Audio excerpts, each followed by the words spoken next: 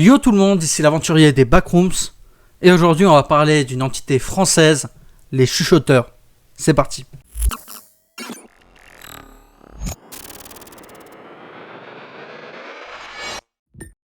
Les chuchoteurs sont des entités nuisibles qui se développent comme le ferait un champignon dans le niveau qui comporte les critères suivants. De l'humidité dans l'air, une température relativement faible et une luminosité faible, voire absente. Ils se présentent sous la forme de masses de chair fixées sur les murs et les plafonds, se développant en groupe d'au moins 5 individus. Ils sont capables de parole et tenteront de leurrer les vagabonds qui se trouvent dans l'obscurité. Il est cependant possible de déceler leur présence par divers moyens, comme leur odeur iodée significative et des sons rappelant des claquements de dents lorsqu'ils prennent la parole. Les chuchoteurs sont la plupart du temps passifs, ne produisant que de légers sifflements, mais ils deviennent actifs lorsqu'un vagabond ou une entité est à proximité. Les chuchoteurs commenceront alors à prononcer des phrases entrecoupées de bruits de crissement. Voici quelques exemples. Par ici.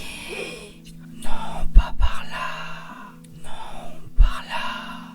Tu vas dans la mauvaise direction.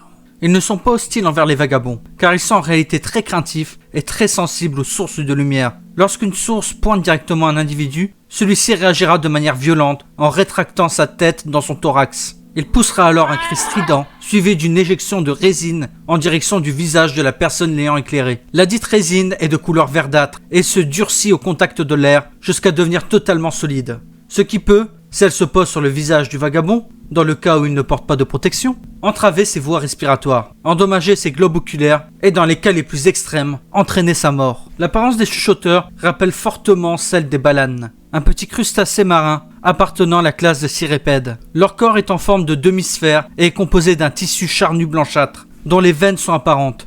Le corps est régulièrement pris de spasmes, rappelant un cœur battant. La partie supérieure de ce dernier est formée d'un thorax qui protège leur tête et leur permet de se fixer à une surface grâce à une sécrétion collante. La tête est située au centre du thorax et peut se rétracter à l'intérieur de celui-ci. Ces entités sont munies d'une dentition similaire à celle de l'homme, ainsi que de cordes vocales. C'est à travers cette bouche qu'ils émettent des bruits. La taille des entités varie, mais les adultes ont en moyenne un diamètre d'environ 1 mètre, bien qu'il soit possible que certains individus atteignent des tailles plus importantes. Cependant, sans données ou observations spécifiques pour confirmer la taille maximale, il est difficile de déterminer avec certitude les limites de leur croissance. Ils possèdent un fonctionnement interne particulier. En effet, ils n'ont pas de système digestif. Cela signifie qu'ils se nourrissent pas de manière conventionnelle et ne nécessitent pas de processus de digestion pour obtenir des nutriments. La façon dont ils obtiennent l'énergie nécessaire à leur survie reste inconnue. L'entité possède cependant des organes dits majeurs, tels qu'un cœur et des poumons. On peut également noter l'existence d'un organe responsable de la production de résine, lui permettant de se maintenir aux surfaces. Il est intéressant de noter qu'elle peut être extraite et utilisée par les vagabonds, mais il est important de savoir qu'il n'existe pas encore de façon de briser la résine une fois qu'elle s'est durcie. Le moyen de reproduction des chuchoteurs reste à ce jour inconnu. Il a cependant été théorisé qu'ils puissent utiliser certaines entités et ou vagabonds comme hôtes pour se déplacer d'un niveau à un autre. Une équipe du MEG, dénommée l'Allumette, a été dépêchée pour enquêter dans le niveau 64 en réponse à des signalements d'activités anormales. Leur mission consistait à collecter des informations et à déterminer l'origine de ces activités inhabituelles.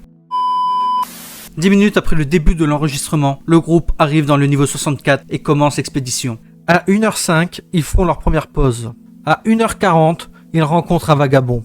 À 2h15, ils font leur deuxième pause. À 3h53, le groupe fait une halte proche du camp de vagabonds qui leur avait été indiqué. Alice et Lucas, ainsi que Sophia, 3 membres du MEG, discutent. Sophia s'isole. Une voix inconnue retentit. Nous avons besoin d'aide par ici. Vite. À 3h54, Sophia s'éloigne du groupe, tout en suivant la voix. Elle déclare « Où êtes-vous ? » La voix lui répond alors « Par ici. » Sophia entre finalement dans une petite salle. 5 secondes après, la voix dit finalement « Vous nous avez trouvés. » Ce qui amène Sophia à pointer sa lampe en direction de la voix. 15 secondes plus tard, des cris stridents retentissent, suivis de bruits de crachements. Sophia lâche alors sa lampe torche. 11 secondes plus tard, le reste du groupe arrive.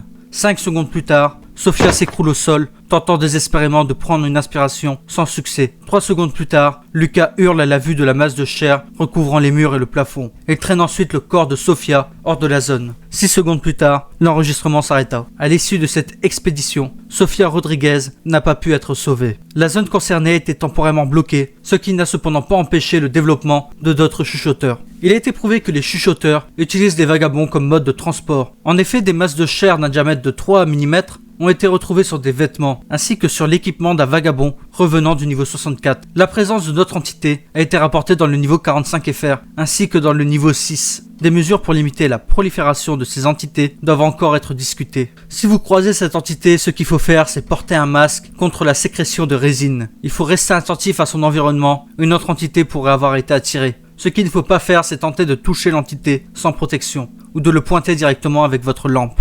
Et voici qui conclut le rapport sur cette entité. Est-ce qu'elle vous a plu? Est-ce qu'elle vous a intéressé? À très bientôt dans les backrooms. Bye.